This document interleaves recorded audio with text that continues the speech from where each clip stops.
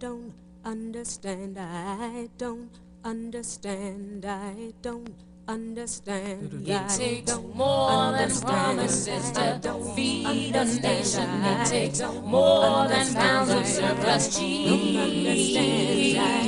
I ain't got a lot of education, so why don't somebody tell me please? Why am I hungry? Why am I hungry? Why in this land? Why in this corn of plenty? My belly's soft and empty. I don't understand. I don't understand. It takes more than promises to house a nation. It takes more than sentiments and shacks. I ain't rested since they closed the shelter, and my heart been shaking for my back.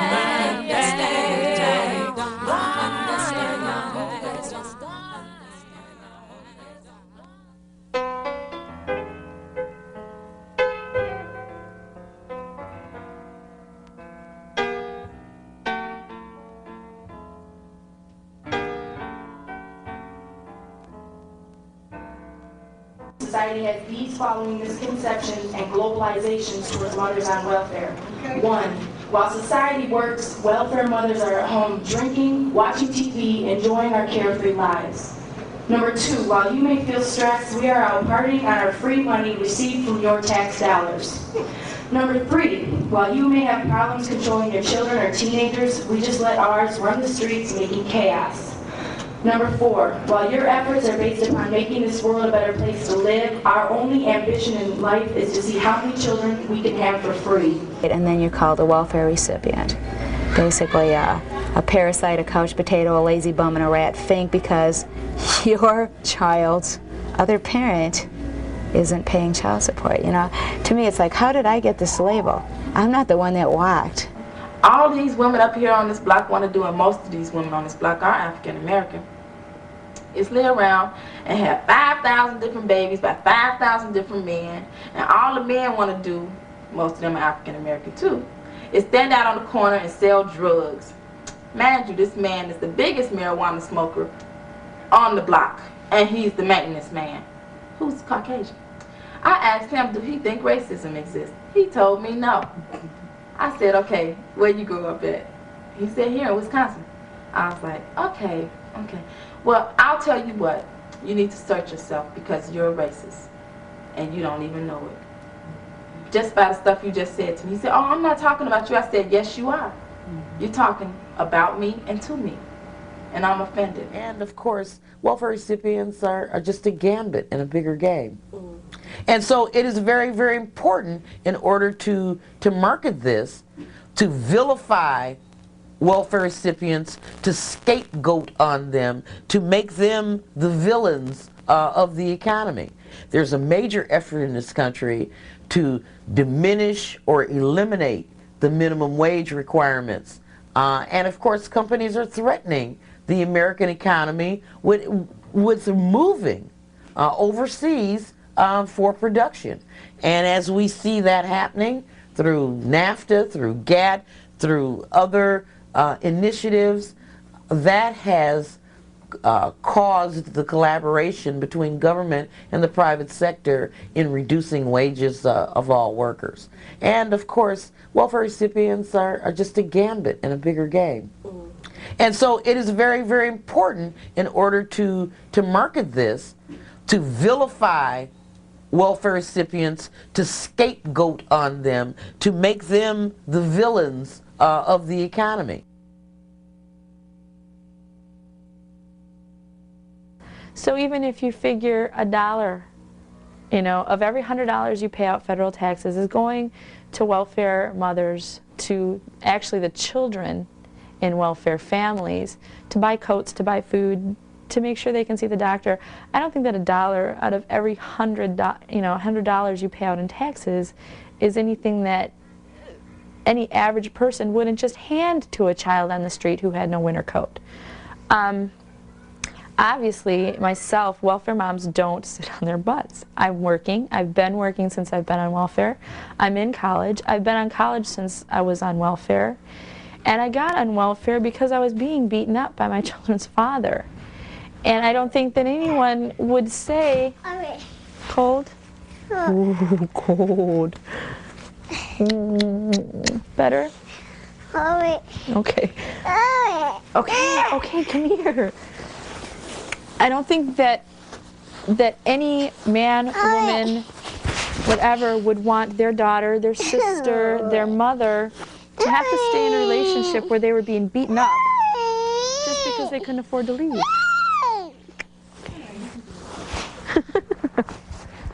Cold? Go. I'm sorry. In Florida, at that time, I was making, compared to what I make now, I mean, being on the welfare system now with 440, then I was bringing home 500 a week. So I'm living on less now in 1 month than what I made in 1 week in Florida. Yeah, it's quite a different lifestyle, different type of lifestyle. But I still wouldn't trade it though. I would rather be happy and know where I'm at right now and have my son with me than to have him abused somewhere or myself abused somewhere. I'd rather be where I'm at right now. Grew up 20 miles south of town, lived there for 15 years. Moved out when I was 18. Something really stupid. Moved in, well, my ex-husband and I, we weren't married at the time, but we were together, and we were living out of a car for 3 months. Got a place, yes. We were both working and we couldn't find a place that we could afford. So we moved into a place that was a real dump. Well, like, the necessities include like toothpaste and toilet paper and shampoo. When you pay your bills, and your bills are almost $400 a month, and your check is only $440, and you have to put gas in your car to get wherever it is that you have to go, especially to meetings at Human Services and mandatory meetings that you have to be at and stuff anyway, there is not enough money to buy the toilet paper and the toothpaste and the shampoo and the detergent to wash your dishes with or wash your clothes with, and we don't have no laundromat here. So we have to run 12 miles to Eau Claire to a laundromat to put money into somebody else's machine to do our laundry. And I've resorted at times to, every day, I bought a little drying thing that I resorted to washing my clothes out in the bathtub. In fact, I had kind of a weird response in one of my classes. It's a lab class, and my lab partner, he asked me why I'm going to school. Or he asked me if I work, and I said no. Initially I said no, and then I said, yeah, I do work. I said, I have 2 small children at home. I said, plus I go to school, I work. And he directly asked me, why do you go to school? He said, why don't you let the government take care of you? Why do you want to work? Yeah. And that attitude is so different from what you normally hear. You know, you need to go to work, get a job. I know right now I have to be registered for the jobs program, but they haven't approved my education because I did go to technical college back almost 10 years ago now. But I went for accounting then, and right now I haven't kept up on the laws and everything, and everybody's, well, go get an accounting job. I don't know. I mean, I don't know the laws. I don't know the new methods. Who'd hire me? My skills are out of date. But they won't approve my education program, so it's looking like possibly come next summer they're going to require me to go to school and work 20 hours a week. Then they will pay my daycare while I'm at work for the 20 hours a week. I think it's stupid. I mean, I have a tough time now with just school and the kids and the house. I can't work 20 hours a week.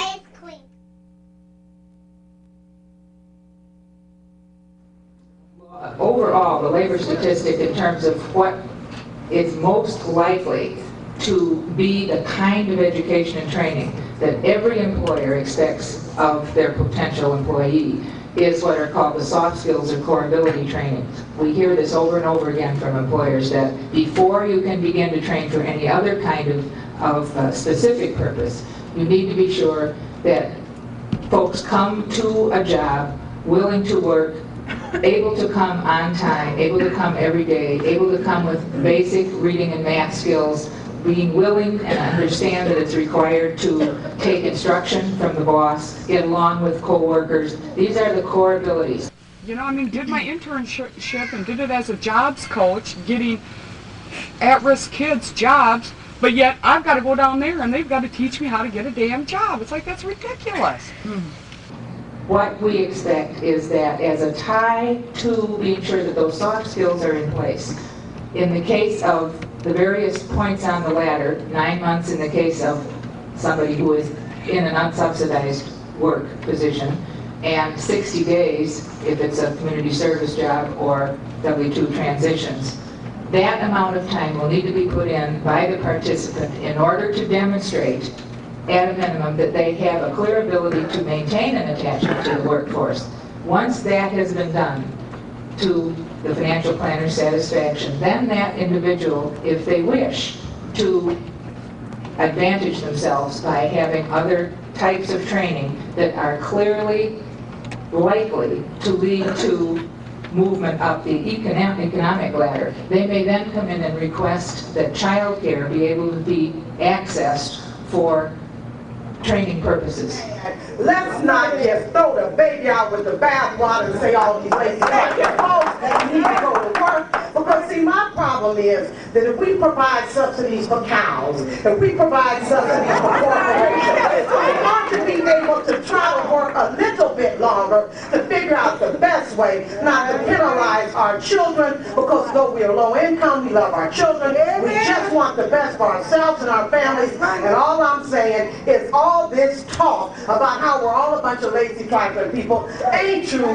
Give us a chance, ask us some questions, and we'll help you out with reforming the welfare system.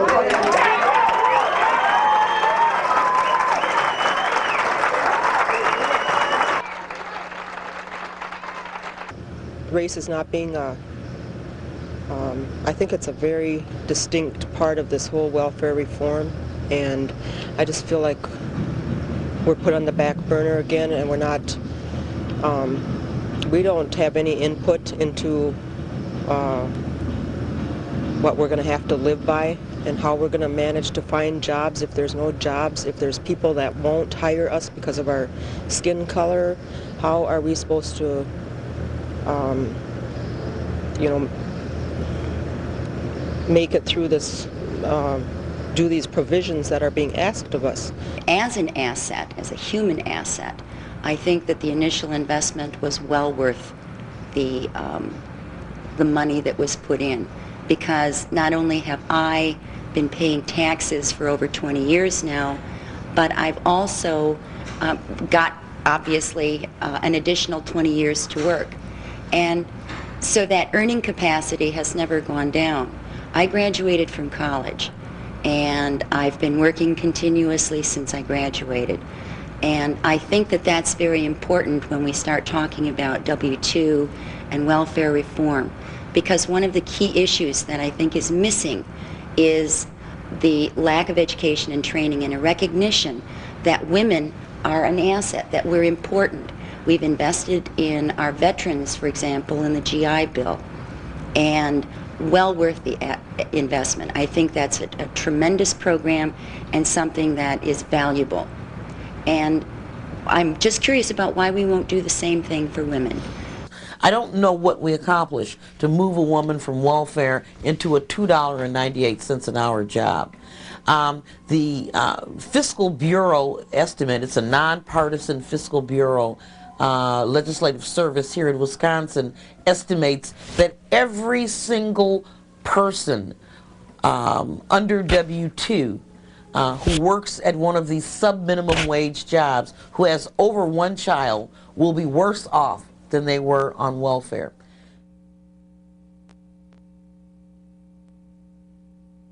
I think that disenfranchising women and children is just the beginning of dismantling the safety net for Americans. And I think, you know, if the elderly population allows itself to pit itself against the babies and the children, if the elderly do not speak up to speak against breaking down the entitlement status for those in the welfare population, then they're next.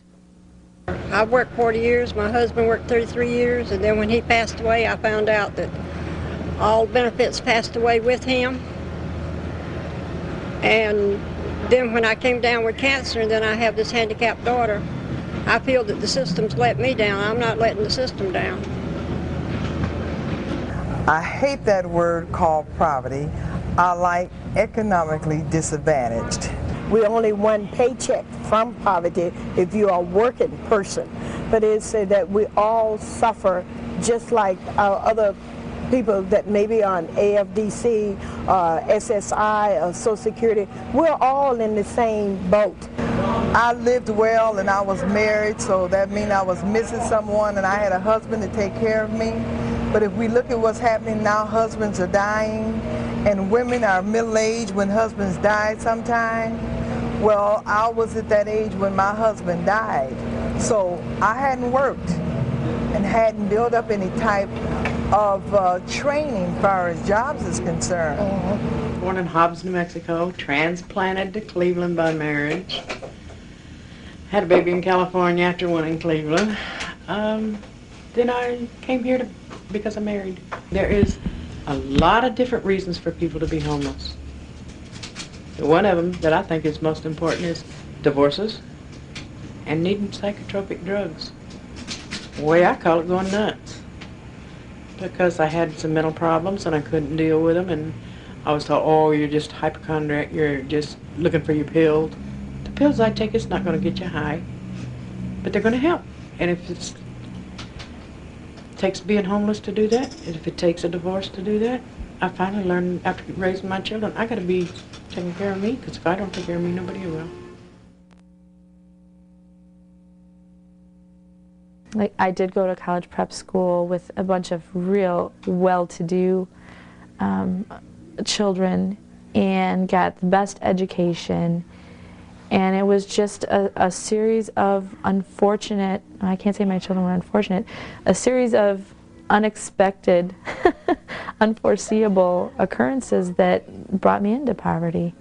It was a choice of staying in an abusive relationship and being okay financially, or leaving and being broke and making sure my children and I were safe.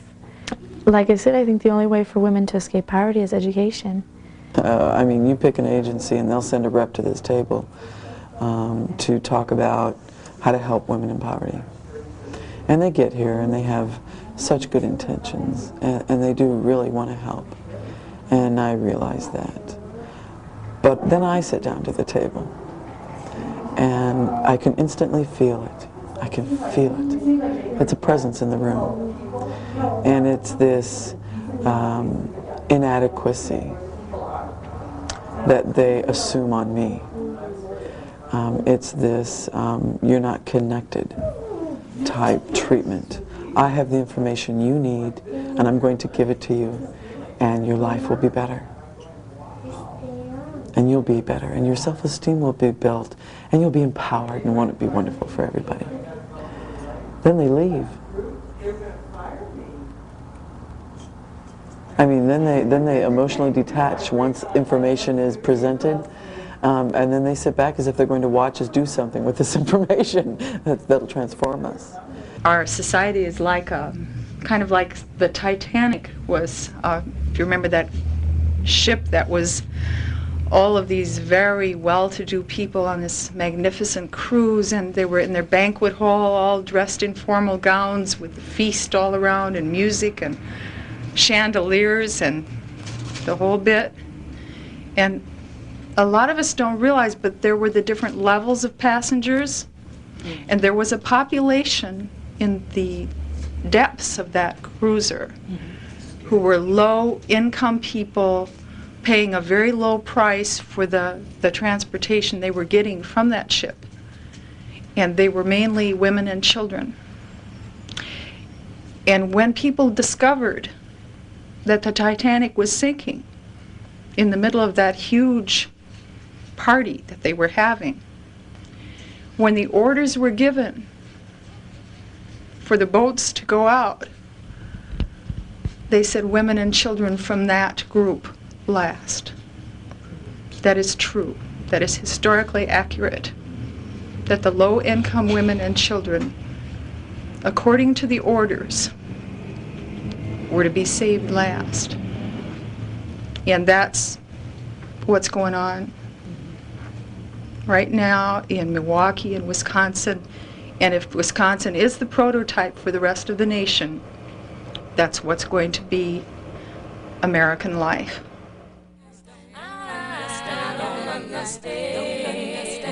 It takes more than standing sister, just how the nation. It takes more than standing to share.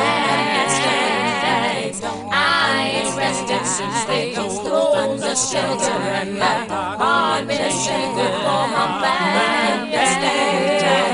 Understand my home, just understand my home, understand this land.